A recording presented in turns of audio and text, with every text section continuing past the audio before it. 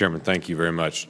Gentlemen, thank you not only for being here, for the preparation for this time, for the incredibly compelling testimony and the issues that you bring and the complexity of what you deal with every day. We appreciate your work very much. All three of you mentioned the interaction between MS-13 and what's happening in Central America.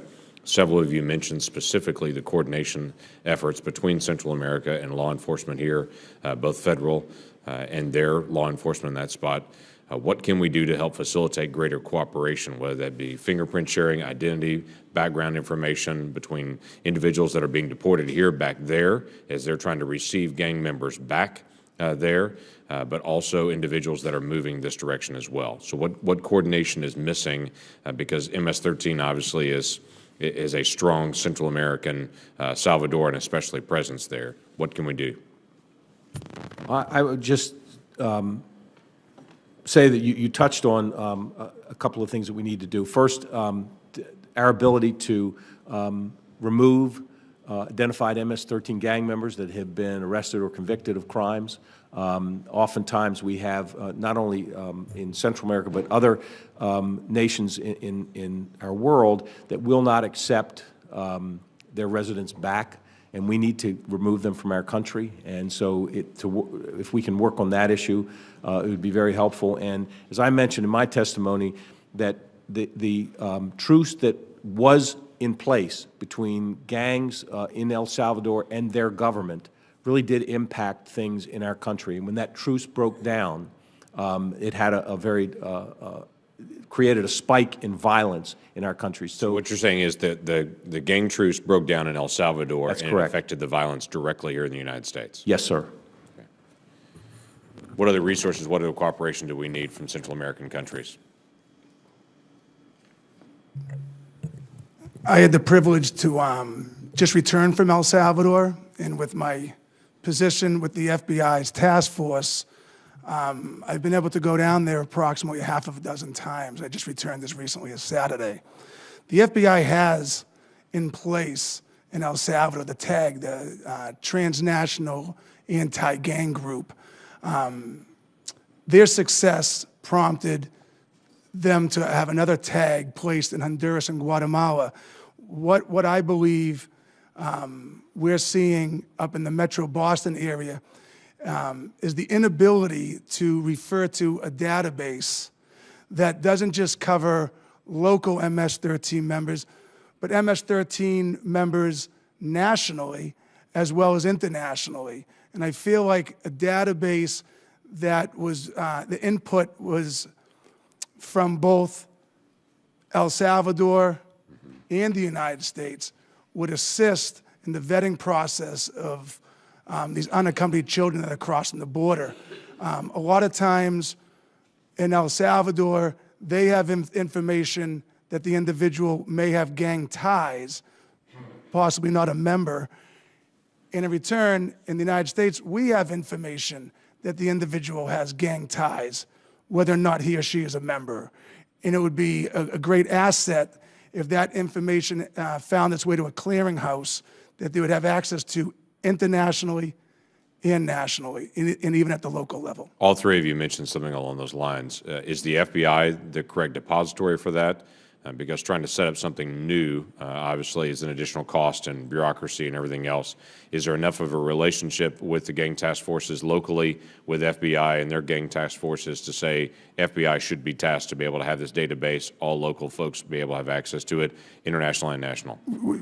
In the Metro Boston area, which I can speak on with confidence, we speak to the FBI tag in Central America, specifically Guatemala and El Salvador, on a weekly basis. The Massachusetts State Police speaks to the FBI tag in El Salvador and Guatemala, maybe even more often than that. So it would be my opinion that the FBI already has in place those resources, and to expand those resources would probably be the best course. Okay. Mr. I agree wholeheartedly, as I mentioned in my testimony, that this database is a mission critical to facilitating effective collaboration and eradicating these gangs from our communities here. What we're seeing for the first time on Long Island is direct connections with young gang members to El Salvador. So in the past, we've seen connections from gang members in Suffolk County and on Long Island to the West Coast. Now it's directly to El Salvador, Guatemala, and Honduras. So your question is directly on point. In addition to the database, I would just add, we work very closely with the FBI in Suffolk County through the FBI Safe Streets Task Force. However, a broad special operation division may also be worth taking a look at. My understanding is that is essentially a multi-agency organization, and that could be a division that could assist in this type of database.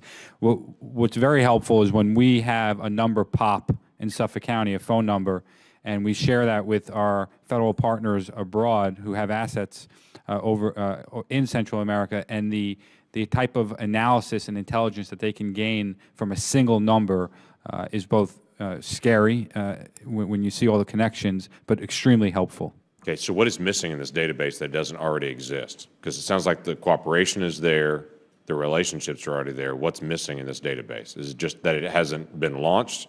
Because the information's there. It's my opinion that we have a series of individual databases that don't always connect nationally and internationally, and I think it would be an asset to be able to connect them internationally, again, because that would assist with us not only knowing who's coming into our community, but also would assist the governments within Central America to know at times who's coming back. And from conversations with government officials in El Salvador, that was one of the things that they were struggling with, is that as their resources, to include the FBI's tag, address the MS problem locally in El Salvador, and the may arrest 20, 25 individuals, they said it's just a short time later that a plane arrives and 50 more gang members are brought back to their country, and they have to continue the process again. So it's important to address the problem in El Salvador if we're going to take a real hard look at the problem that we're experiencing here in the United States. Thank you.